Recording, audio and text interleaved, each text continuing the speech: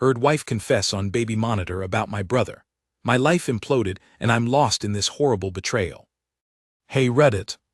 I'm absolutely reeling right now and honestly just need to get this off my chest and maybe get some outside perspective. My name is John. I am 34 years old and my wife, Sarah, is 32. We have been married for 5 wonderful years, together for 8 in total since we met in college. We have a beautiful 1-year-old daughter named Emily, who is the absolute light of our lives. Everything seemed perfect. We had a lovely home in the suburbs, good jobs, a healthy and happy baby, and a relationship that I genuinely believed was rock solid. We were those sickeningly sweet couple that everyone envied, always laughing, finishing each other's sentences, and just generally being in sync. Or so I thought. Sarah works as a marketing manager for a tech company and I am an accountant. We are both fairly successful in our careers, which allowed us to buy our dream home last year and start planning for our future. We always talked about having a big family, traveling the world and growing old together. I truly believed that Sarah was my soulmate, the woman I was meant to spend my life with. I trusted her completely, implicitly. Never in a million years would I have suspected her of anything, let alone what I overheard last night. My brother, Mark, is 30 years old and has always been a big part of our lives. He is my only sibling and we are very close as brothers can be. He was my best man at our wedding, he is Emily's godfather, and he is generally just a great guy to be around. Sarah and Mark have always gotten along well, of course. They are family, and it always made me happy to see them interacting and laughing together. There was never a single red flag, nothing that even remotely hinted at anything untoward. They acted like siblings-in-law, respectful and friendly, nothing more. Recently, Sarah has been working longer hours at her job. There was a big project launch coming up, and she had been putting in a lot of late nights at the office.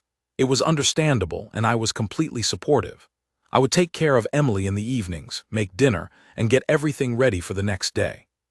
Sarah would usually come home late, exhausted, and we would just have a quick chat before going to bed. I didn't think anything of it, it was just a busy period at work, something we all go through from time to time. Or so I thought. Last night Emily had a bit of a rough night. She was teething and was waking up frequently, crying. Sarah and I were taking turns getting up with her. Around 3 in the morning, Emily finally fell back asleep, and I decided to go downstairs to make myself a cup of tea before trying to get back to sleep myself. We have a baby monitor in Emily's room, a video monitor that connects to an app on our phones. Usually, we turn the sound off on the app when we are not actively checking on her, but I must have forgotten to do so last night. As I was walking past our home office, I heard voices coming from inside. It was faint, but I could definitely hear talking. I thought it was strange because Sarah was upstairs sleeping, and I knew I was alone downstairs. Then it dawned on me, the baby monitor. The sound must still be on, and it was picking up voices from upstairs.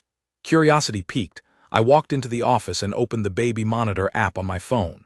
The video feed was just showing Emily sleeping peacefully in her crib, but the audio was definitely on. And then I heard Sarah's voice. She was talking, but not to Emily. She was talking to someone else. I strained my ears trying to make out what she was saying, and then I heard another voice, a male voice. My blood ran cold. It was Mark. I froze, phone in hand, listening intently. My heart started pounding in my chest. What were Sarah and Mark doing up at 3 in the morning, talking in our bedroom? I couldn't comprehend it. I listened closer, my hands starting to shake. And then I heard Sarah say something that shattered my entire world into a million pieces. She said, and I will never forget these words as long as I live, she said, "I don't know what to do, Mark. I feel so guilty, but I can't help how I feel. Sleeping with you has been amazing. But I love John, I really do. I am so confused." The words hit me like a physical blow. I felt like I had been punched in the gut, winded, unable to breathe, sleeping with Mark, my brother. My wife was confessing to sleeping with my brother. I must have misheard, I thought. This couldn't be real. This had to be some kind of horrible nightmare. But no, I was wide awake, and the voices coming from my phone were crystal clear. Mark responded, his voice low and soothing. "Sarah, we talked about this. You are not the only one who is confused. I love you too, you know that. What we have is special, it is different from what you have with John. I know it is complicated, but we can figure this out. We just need to be honest with ourselves about our feelings." I wanted to vomit. I wanted to scream. I wanted to smash my phone against the wall. My wife, the woman I adored, the mother of my child, was having an affair with my brother. My own brother. The betrayal was so profound, so deep, it felt like my soul was being ripped apart. I stood there in the office, paralyzed, listening to them talk. They went on for what felt like an eternity, whispering about their feelings, about their guilt, about their love for each other. Love. They used the word love. It was sickening. I couldn't listen anymore. I turned off the app, dropped my phone onto the desk, and stumbled back into the living room. I sank onto the sofa, my mind racing, my heart aching. Tears started streaming down my face, tears of shock, of anger, of pain, of utter devastation. How could this be happening? How could Sarah do this to me? How could Mark do this to me? We were family. We were supposed to be loyal to each other, to support each other, to love each other, not betray each other in the most horrific way imaginable. I sat there for hours just staring into the darkness, replaying their conversation in my head over and over again. I kept asking myself, had I been blind? Had there been signs that I had missed?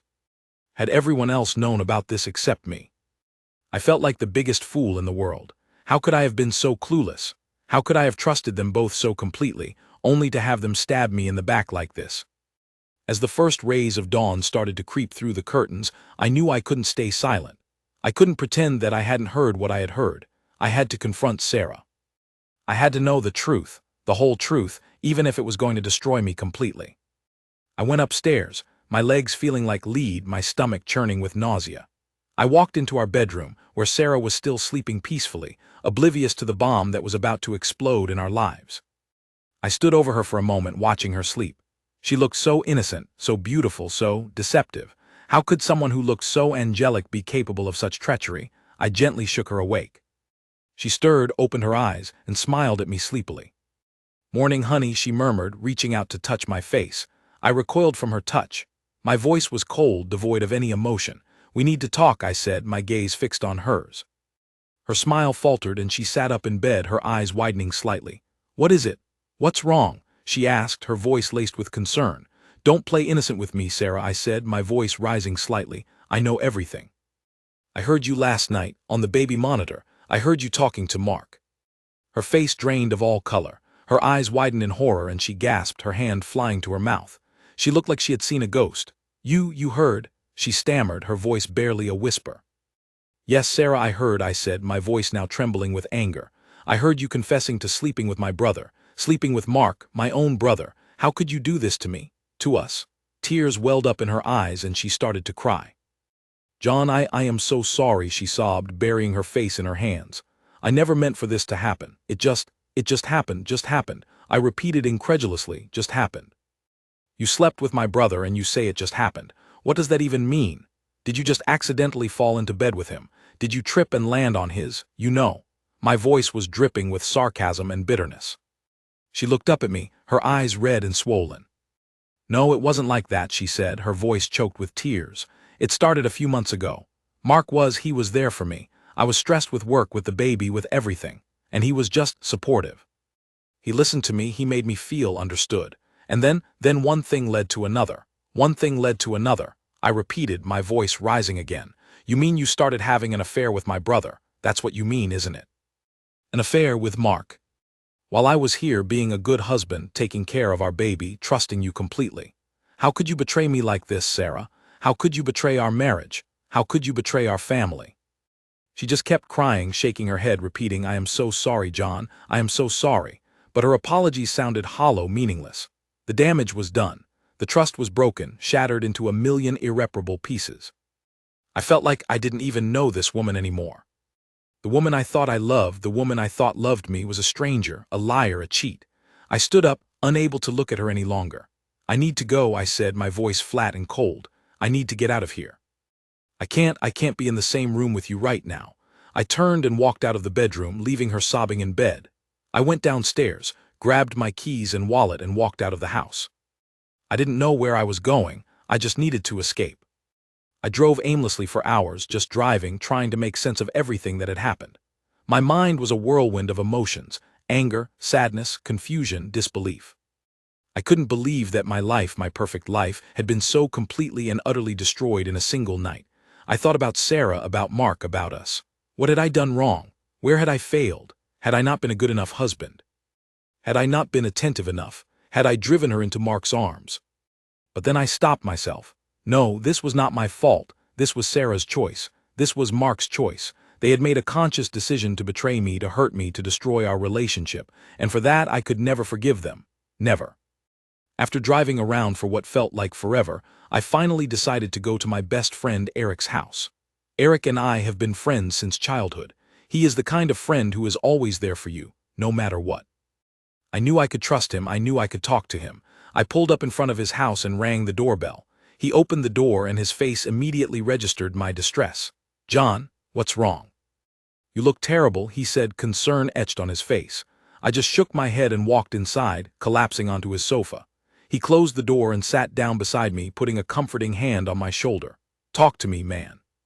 "What happened?" he asked gently, and then I just broke down. I told him everything, from overhearing Sarah and Mark on the baby monitor, to confronting Sarah, to leaving the house. I poured out my heart to him, tears streaming down my face as I recounted the horrific events of the past few hours. Eric listened patiently without interrupting, just letting me vent. When I finally finished, exhausted and emotionally drained, he just sat there for a moment, his expression somber. "John, I don't even know what to say," he said finally, his voice low. "I am so incredibly sorry. That's just awful. Betrayal on so many levels. By your wife, by your brother. I can't even imagine how you must be feeling right now."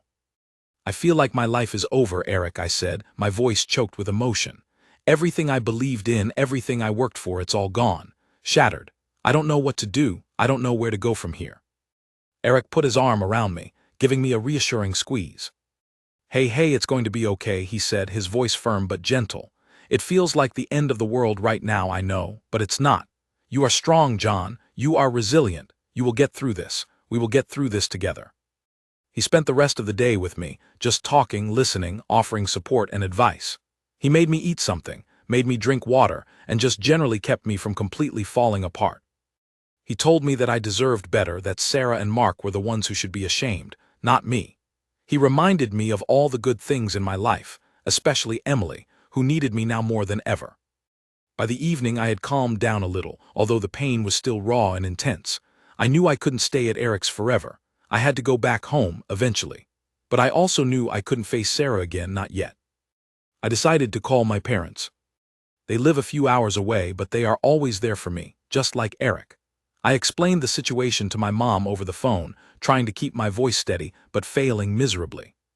She was shocked, horrified, and incredibly angry. She couldn't believe that Sarah and Mark would do something like this. She told me to come home, to bring Emily, and to stay with them for as long as I needed. I gratefully accepted her offer.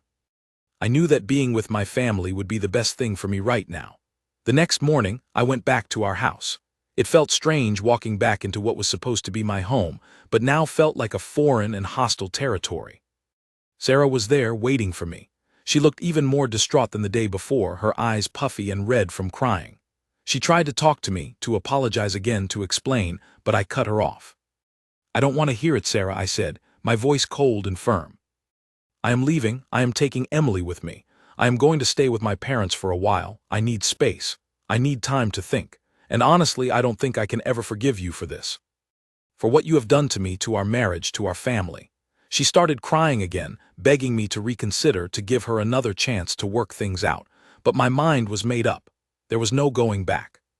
The trust was gone, completely and irrevocably. I couldn't stay married to someone who had betrayed me so deeply, so callously. And I certainly couldn't stay in a relationship where my own brother was involved in such a horrific way. I packed a bag for myself and a bag for Emily, gathered her things and walked out of the house without looking back. Sarah followed me to the door, pleading with me, but I just ignored her and got into my car. As I drove away, I saw her standing on the porch, watching me go, tears streaming down her face. But I felt nothing, just emptiness, and a deep aching pain in my heart. I drove to my parents' house, Emily sleeping peacefully in her car seat.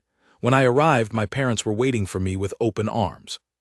They hugged me tight, comforted me, and welcomed us into their home. Being with them was a balm to my wounded soul. They showered Emily with love and attention, and they took care of me, making sure I was eating, sleeping, and somewhat functioning. The first few weeks were a blur of pain and grief.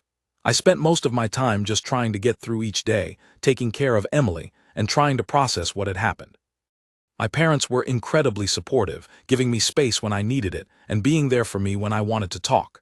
Eric called me every day, checking in on me, offering encouragement and just being a true friend. I also had to deal with the Mark situation. I called him a few days after leaving Sarah. I was filled with rage, with fury, with a burning desire to confront him, to yell at him, to even physically hurt him. But when I actually spoke to him on the phone, my voice was surprisingly calm, almost detached. "Mark," I said, my voice flat, "I know about you and Sarah." There was silence on the other end of the line for a moment, then he said, his voice barely audible, "John, I am so sorry." "Sorry," I repeated, my voice devoid of emotion. "Sorry, is that all you can say? You slept with my wife, Mark, my wife, your sister-in-law, and you are just—" "Sorry, I know, John, I know I messed up," he said, his voice choked with emotion. "It was a mistake, a huge mistake. I never meant to hurt you. I never wanted this to happen. But it did happen, Mark," I said, my voice rising slightly. "You betrayed me. You betrayed our family. You betrayed everything we stood for. How could you do this to me? How could you do this to Sarah?" "I don't know, John," he said, his voice breaking. "I honestly don't know. It just happened, like Sarah said. We got close, we connected, and then things just spiraled out of control. I know it is no excuse, but I am truly sorry, from the bottom of my heart. I am so sorry." "Sorry is not enough, Mark," I said, my voice cold and hard. "Sorry is not going to fix this. Sorry is not going to undo what you have done. You have destroyed my marriage, you have destroyed my family, and you have destroyed our relationship. I don't think I can ever forgive you for this, Mark. Ever. I understand," he said quietly. "I deserve that. I deserve your anger, your hatred, everything. I just hope that one day, maybe someday, you can find it in your heart to forgive me. I know it is a lot to ask, but—" "Don't hold your breath, Mark," I said, and hung up the phone. I didn't want to hear any more of his apologies, his excuses, his pathetic attempts to justify his actions. He had made his choice, and he had to live with the consequences. And so did I. The divorce proceedings started soon after. Sarah didn't contest it. She knew she had messed up beyond repair. We agreed on joint custody of Emily, although for now, Emily was staying with me at my parents' house. Sarah would come to visit her regularly, and we would try to co-parent as amicably as possible, for Emily's sake. It was incredibly difficult, seeing Sarah again, even just for Emily visits. The pain was still so raw, the anger still so intense. But I knew I had to put my feelings aside and focus on Emily. She deserved to have both her parents in her life, even if her parents were no longer together. And slowly, gradually, I started to heal. Time, as they say, does heal all wounds, or at least it dulls the sharpest edges. I started going to therapy, which helped me process my emotions and deal with the trauma of the betrayal. I focused on my work, on my daughter, on my friends and family. I rediscovered hobbies that I had neglected. I started exercising again, and I started to rebuild my life piece by piece. It wasn't easy, and there were days when the pain was still overwhelming. But I persevered. I kept moving forward one step at a time. Months turned into a year and then another year. The pain of the betrayal started to fade, replaced by a dull ache of sadness and regret. I started dating again, cautiously, tentatively. It was scary, trusting someone again after what I had been through, but I knew I couldn't let the past define my future. I deserved to be happy again, to find love again, to build a new life for myself and Emily. Sarah and I eventually reached a point of amicable co-parenting. We were not friends, and I don't think we ever would be, but we could communicate civilly and cooperate for Emily's sake. Mark, on the other hand, remained a distant figure in my life. We had no contact, and I didn't seek any. The betrayal was too deep, the wound too profound. Maybe someday in the distant future I would be able to forgive him. But not now, not yet. Looking back on everything that happened, I have learned some hard but valuable lessons. I learned that even the most perfect-looking relationships can have cracks beneath the surface. I learned that trust, once broken, is incredibly difficult to rebuild. And I learned that betrayal by someone you love and trust is one of the most painful experiences a person can endure. But I also learned about my own strength and resilience. I learned that I am capable of surviving even the most devastating heartbreak. I learned that I am a good father, and that Emily's love is the most precious thing in my life. And I learned that even after the darkest night, the sun will eventually rise again. Life goes on, even after betrayal. And sometimes, even after heartbreak, you can find happiness again in unexpected places, in unexpected ways. You just have to be open to it, and you have to keep believing in yourself, even when it feels like no one else does. So Reddit, that's my story. A story of betrayal, heartbreak, and ultimately, healing and resilience. It was the hardest thing I have ever gone through, but I came out the other side stronger and wiser. And for that, I am grateful. What do you think? Any advice or thoughts are welcome. Thank you for watching. If you haven't subscribed yet, please do so and hit the notification bell to stay updated with more shocking real-life stories happening around you.